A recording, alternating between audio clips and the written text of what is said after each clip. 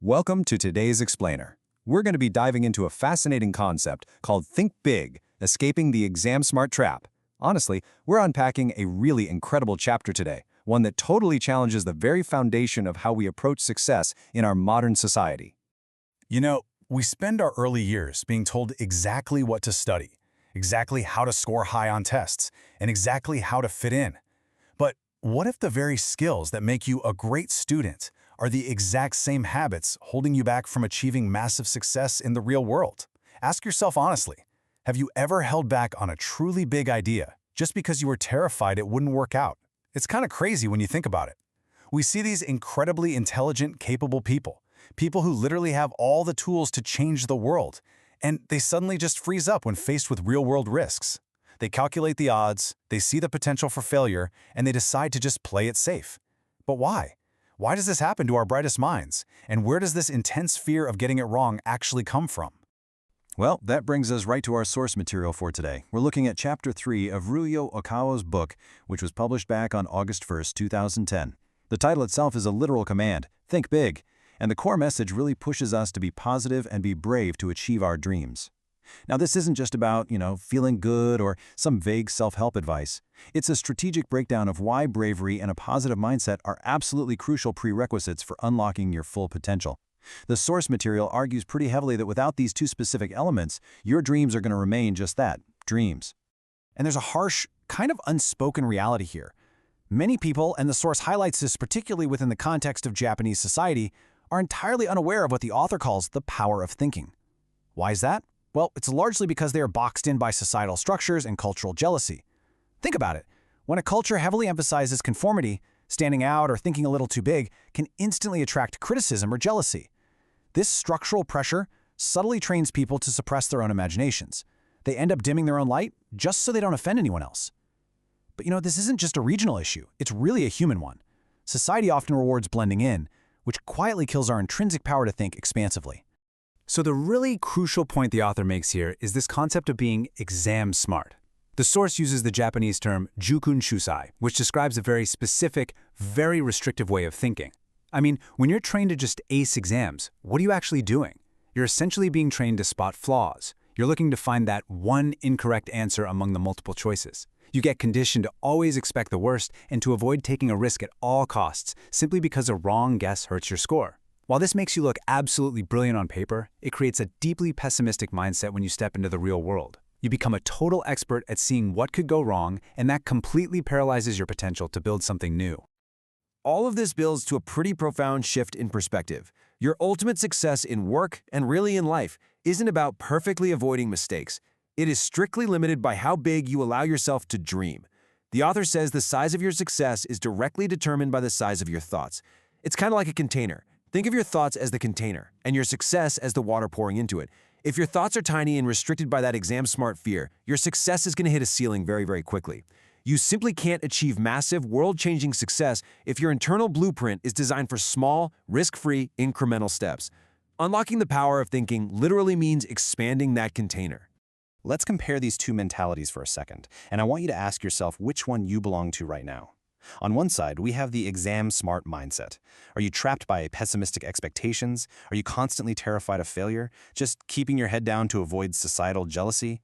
Or, on the flip side, are you ready to adopt the think big mindset?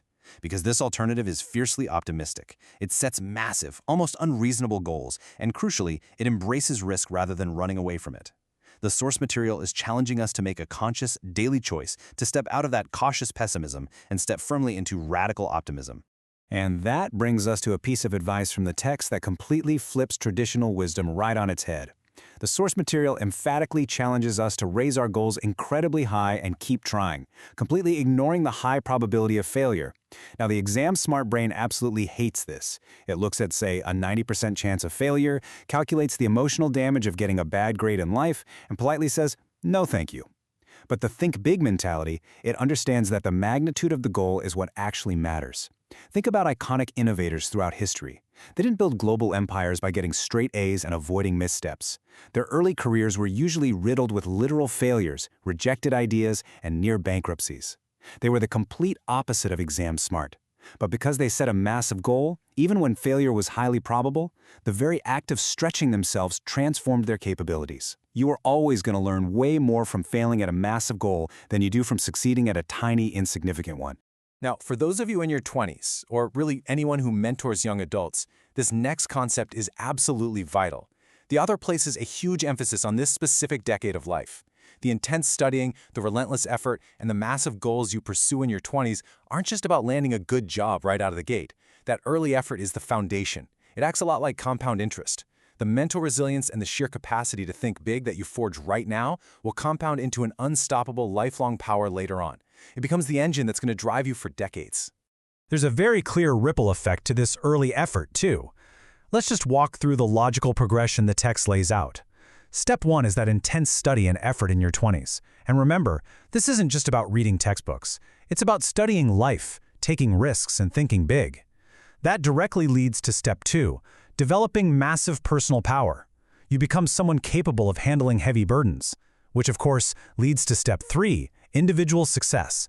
You start actually achieving those massive goals. But it doesn't stop there. The ultimate culmination is Step 4, fueling national prosperity. Your personal dedication doesn't just make you successful, it acts as the very engine for the entire country's economic and cultural prosperity. Your success literally lifts everyone else up. And that beautifully ties everything together. Breaking free from the exam-smart mentality isn't just a self-help exercise for your own benefit. When you choose to be positive, when you choose to be brave, and when young people push for unprecedented success, it's actually a necessary act of civic bravery. A nation simply cannot thrive if its brightest minds are paralyzed by the fear of failure. It thrives when individuals decide to think big, take the hit if they fall, and just keep building. Your individual bravery directly contributes to building a thriving, prosperous society.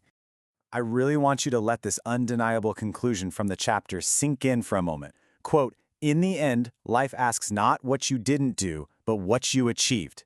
When you look back at your life, there is no prize awarded for having the fewest mistakes. Safely avoiding failure, dodging criticism, and perfectly predicting what could go wrong means absolutely nothing if you didn't actually step into the arena and build something. History doesn't remember the critics who spotted the flaws, right? It remembers the brave few who thought big and actually achieved their vision. So, as we wrap up today's explainer, I want you to seriously think about one pivotal question. We've seen how the exam-smart trap limits us, how societal jealousy tries to keep us small, and exactly why it is so vital to ignore the probability of failure. So, I'm challenging you to step out of that trap right now.